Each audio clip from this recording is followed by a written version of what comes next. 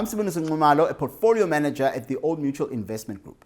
Over the last couple of weeks, we've received some of your stories and your questions on topics of savings, investing, money, big topic of crypto. Over the next couple of weeks, we will engage with those topics. So let's talk money.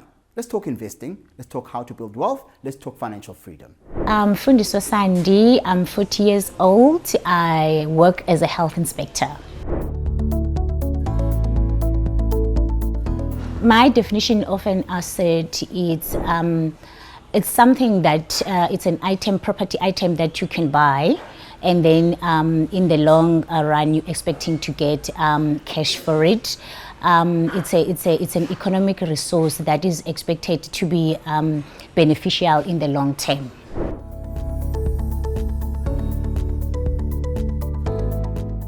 Yes, I consider my car as an asset because when I go to work, I use my car. When I go to meetings, I use my car. When I go to my sporting events, I use my car.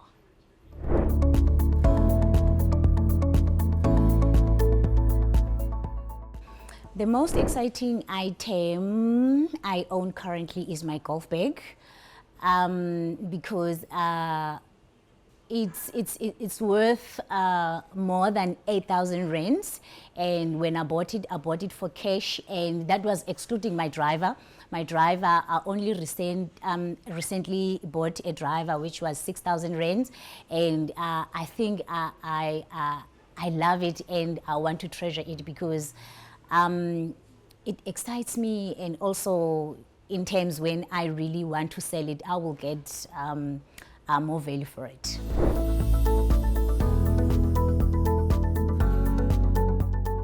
I think more properties, and because I think for them, even if I'm not working, they will still give me more money in terms of when I'm renting them out, then I will still get an income.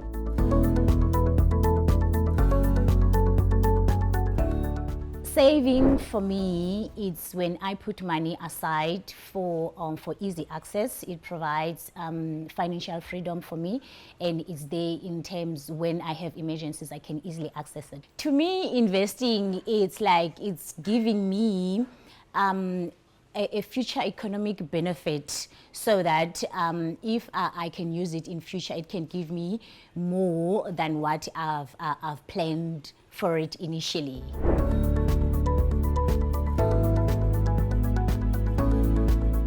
The first one, we are contributing 3,000 rands a month. We are members, we are 11, so it's rotational.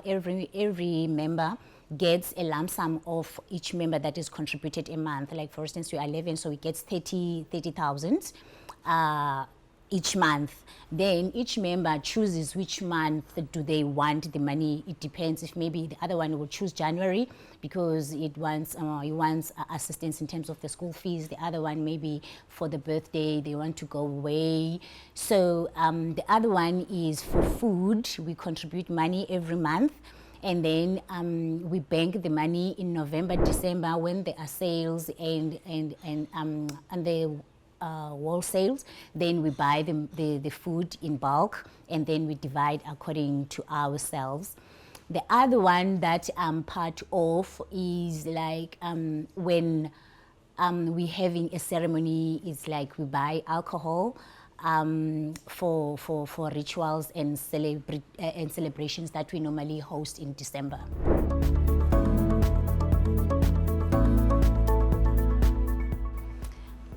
The stokvel for me, like I've already explained, that it's more like a saving for me, because when I need it in December, that money is there. And even though the interest is very low and the risk is very minimal to nil. But with investment, I know that I can, if I invest, there are 50-50 chances of getting something at the end of the day than when I'm dealing with my savings. I know that I will get what I want with my savings anytime that I need it.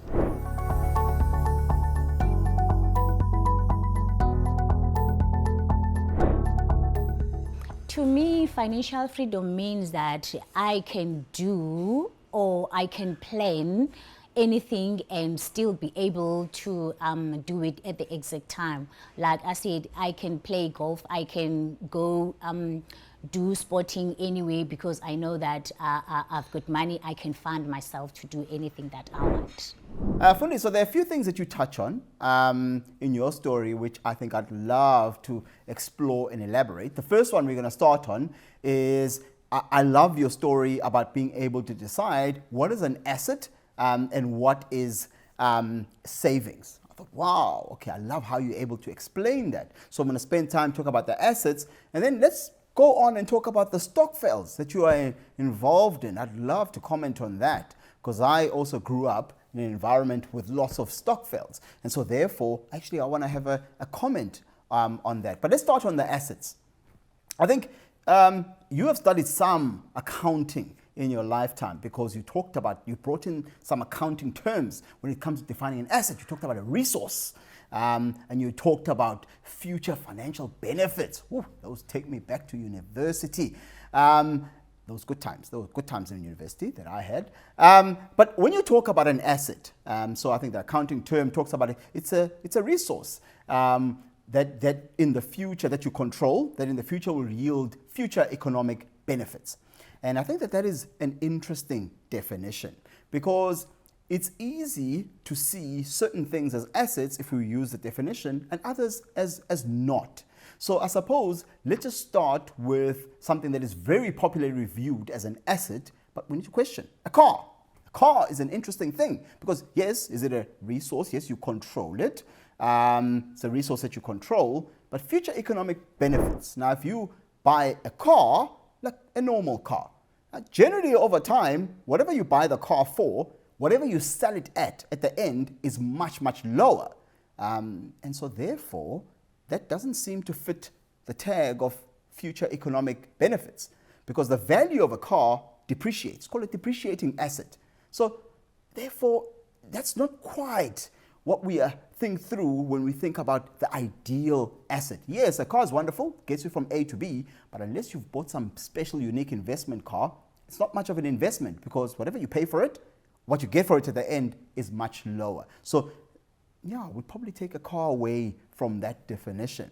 The other one, which as we spoke about, is property. Now there are two types of properties. So there's property that you live in and property that you are investing in. Now property that you live in, I think one of the areas that people don't think too much about is in terms of, well, actually, what kind of an asset is this that I live in? Because usually when it comes to property, people don't quite account for things accurately because you forget that, yes, you pay a price for the property, but you keep fixing it and keep doing all sorts of things. In fact, you need to add all of those costs of your additional renovations and whatever, and then at the end, then when you sell it, then you will know whether or not this was an asset and whether you made money, but you've got to decide accurately. And the one thing about property is that we never compare it to what would have I gotten if I'd invested in the market or other alternative assets. So that's the thing about property, that it's deceptive because you'll say, oh, I paid, well, I don't know, 100,000 so many years ago and I sell it for 250,000, I've made a lot of money. But we never go back and say, hey, if you're taking that 100,000, invested it in, say, the market, bought a unit trust or whatever, how would that have done? Would it have done better than property? And generally, actually, the market generally does tend to do better than property, but people don't think like that. But let's talk about the other side of property, which is then the investment property. Now, investment property is even more interesting because here you are then now getting rental from people. And that's good, actually. Investment property is wonderful. But again, I'd urge you to say, calculate the sums properly. Are you getting more than you would have gotten in the market elsewhere? Because the point of investing is trying to invest in the best risk-adjusted return. Your aim is not to say, I've got this asset. It's to say, I've got this asset, it gave me this return, and it's the best return I could have gotten for my risk profile. So that's an important thing, and that's what I want to say about property. I just think people don't think about property in probably the most accurate fashion, but property can be a great asset. Now let's talk about let's talk about the golf clubs, first of all. I'm not sure the golf clubs, no matter how much you paid for them, are a wonderful asset. I've got lots of toys. I mean, I cycle, so I've got bicycles. And I can assure you, my bicycles are not an asset. I tried to sell one the other day, and guess what? I got much, much, much less than I bought the thing. So I was like, clearly this is not an asset. It's just a toy. It's for entertainment. But remember, an asset is something that you invest in that in the future takes care of you. So in wrapping up the property segment, I think the one thing we must think about, again, when I say you need to calculate all the costs, because in a property, you have to maintain it. You have to do stuff to it. You have to pay rates, you have to pay taxes, you have to pay a gardener. If you've got a swimming pool, there's somebody there cleaning the pool, and then this thing breaks, and then somebody has to come in and fix it. So when you consider an investment, especially in property, make sure you've calculated the entire cost, not what you just paid. What you've paid to keep it, renovate it, keep it looking good, versus then what you're selling it for. Then you're going to get an accurate picture relative to what you would have gotten in other assets. So I think sometimes in property we don't think like that. But now let us come back to these golf clubs. Now golf clubs are an interesting asset as you define it. So I ride bicycles, so I've got lots of bicycles, and the other day I was selling one of my old bicycles, and yeah, I sold it for probably 20% of what I bought it for. I realized something there. This is not an asset. This is a toy. And I would say your golf clubs are probably a toy too, including that driver of yours, an impressive driver. But Fundiswa, what is an asset then? I think the simplest definition of an asset, if we take away the accounting, an asset is something that you are investing in today that years from now will be able to take care of you. Your golf clubs aren't going to take care of you. Your retirement annuity will. That's an asset. Your investment property, if it's the right investment property, will. That's an asset. So therefore, you've got to think, an asset, whatever you pay today, versus what you get in the very far future, it must be bigger. That's a good asset. If it's smaller, not really a good asset. Fundiswa, like I've said, stokvels are fantastic. They are encouraging the right principles of, can we pull it collectively? Can we come together? Can we save for a goal? So I love stokvels. But there's something similar to where the one thing I think you probably need to explore is unit trusts. So what are unit trusts? Unit trusts are actually collective investment schemes. Okay, what's a collective investment scheme? Well, the first word collective says that a bunch of people are collecting their money. And then they collect this money, they put it into a vehicle called the collective investment scheme or the unit trust. And then that money then is taken and it buys shares in companies listed on the Johannesburg Stock Exchange or any other global stock exchange. So when the prospects of those companies grow, these are companies you're familiar with. It's where you buy your food or where you shop and et cetera, et cetera. They list them companies in the stock exchange, then you buy those shares, and then when those profits grow, your units grow. So what am I talking about when I talk about unit trusts? I'm saying, I think do some thinking around unit trusts. Because what you'll find, you can take that knowledge, then you can say, hey, these are unit trusts. This is how I can grow my wealth using unit trusts.